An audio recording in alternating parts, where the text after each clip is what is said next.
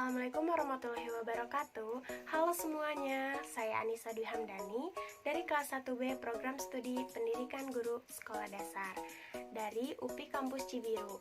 Nah, di sini saya itu akan berbagi gitu ya tentang urgensi landasan pendidikan bagi para pendidik. Nah, tapi sebelum itu saya akan menjelaskan terlebih dahulu apa sih landasan pendidikan itu.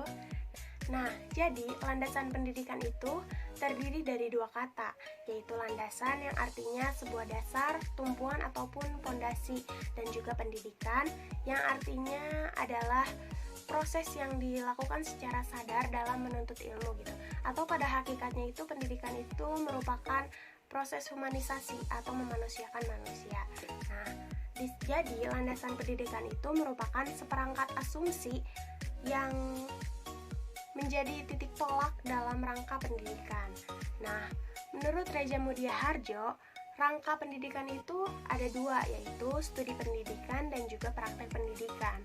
Nah, studi pendidikan itu dimana contohnya itu seorang siswa membaca buku. Nah, apabila praktek pendidikan itu contohnya seorang guru yang memberikan pelatihan kepada anaknya untuk menyelesaikan soal matematika misalnya.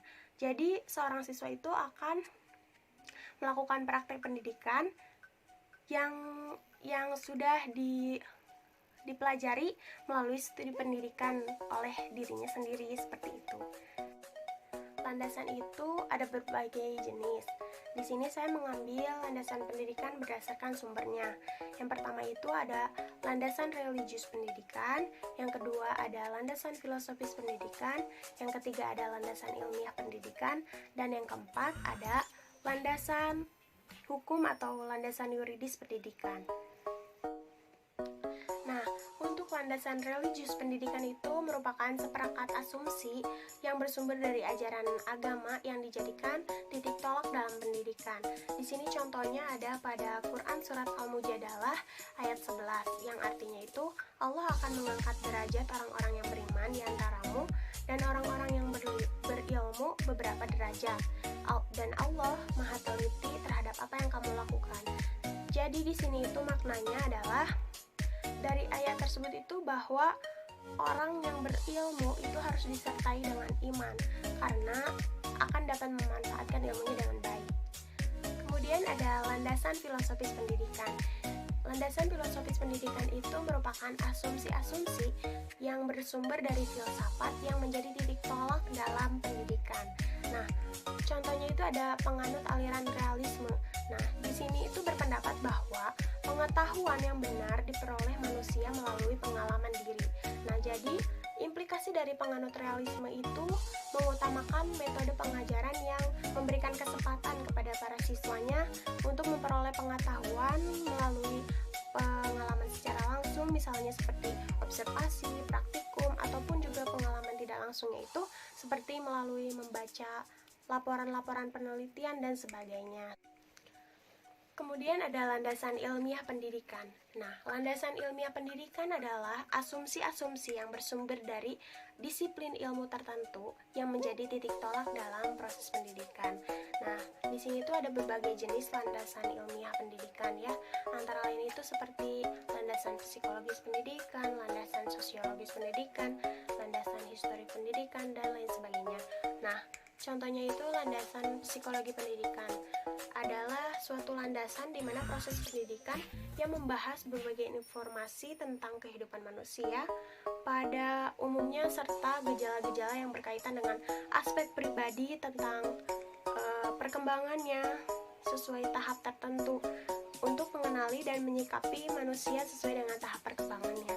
Jadi di sini itu sangat penting ya karena proses pendidikan itu kan berjalan dari usia kita sejak kecil ya sampai dewasa. Nah, di situ itu untuk memberikan pendidikannya pun berbeda-beda sesuai usia perkembangannya.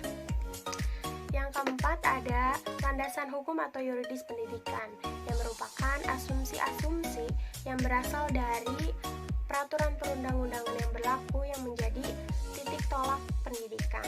Nah, di sini itu contohnya ada dalam UU RI nomor 20 tahun 2003 tentang sistem pendidikan nasional.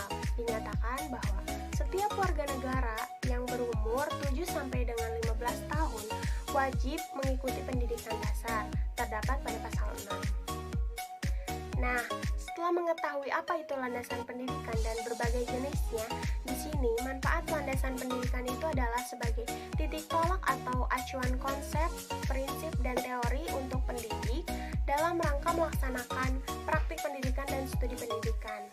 Nah, landasan pendidikan juga tertuju kepada pengembangan wawasan kependidikan, di mana berkenaan dengan asumsi yang bersifat umum tentang pendidikan yang harus dipilih oleh tenaga pendidik, sehingga menjadi cara pandang atau bersikap dalam melaksanakan tugasnya.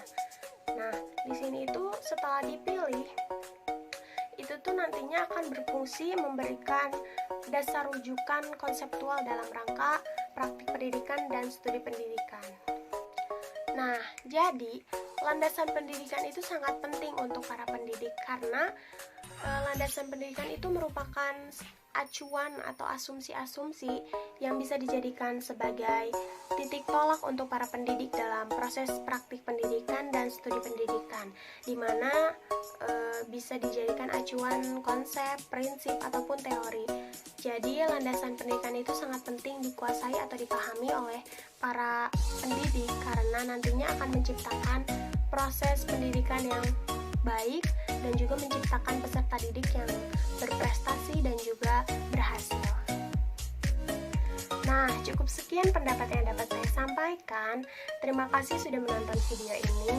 Tetap semangat untuk calon pendidik dan para pendidik di luar sana. Walaupun sedang dalam kondisi pandemi ini, kita harus tetap semangat untuk menghadapinya. Karena menuntut ilmu itu terus berjalan sepanjang hayat. Di sini kita harus tetap semangat karena Indonesia membutuhkanmu. Merdeka!